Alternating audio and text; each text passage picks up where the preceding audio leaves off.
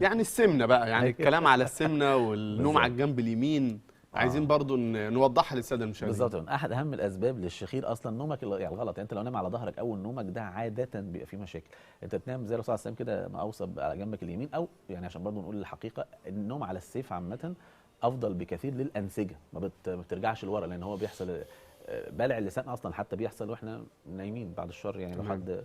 فهي بتبقى النوم لورا مع الجاذبيه غصب عنك، فبيقول كله بيرجع، قاعده اللسان بترجع، اللهاب بترجع، سقف الحلق بيرجع، فبيقفلوا قوي. فبنفضل اول نومنا يبقى على الجنب اليمين، ونعلي المخدات شويه. دي هتفرق جدا مع عيان السمنه لو مش هنقدر نعمل عمليه دلوقتي او في مشكله طبيه ثانيه، لان حضرتك عارف عيان السمنه ده ميتابوليك سندروم، يعني عنده مشاكل ثانيه اصلا. ممكن بس هل تعتبر السمنه واحده من ضمن الاسباب اللي بتعمل انسداد في المجرى الهوائي؟ اول الحاجات، ده اول حاجه بنقولها للعيان، تغير اللايف ستايل حياتك. ده لازم تبدا تغير لايف ستايل حياتك، لان السمنه يعني زي ما حضرتك شايف هذا المريض طبعا بدون يعني نتكلم طب مش عليك كشخص، يعني ان في لغد محترم هنا اهو.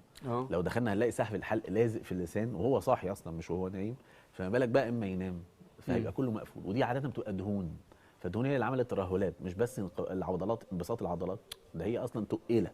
يعني السمنه في حد ذاتها تعتبر سبب رهيب من الاسباب كبير جدا، مش لازم يكون سبب تشريحي، لا ده هي ترهلات الدهون على المريض. تمام.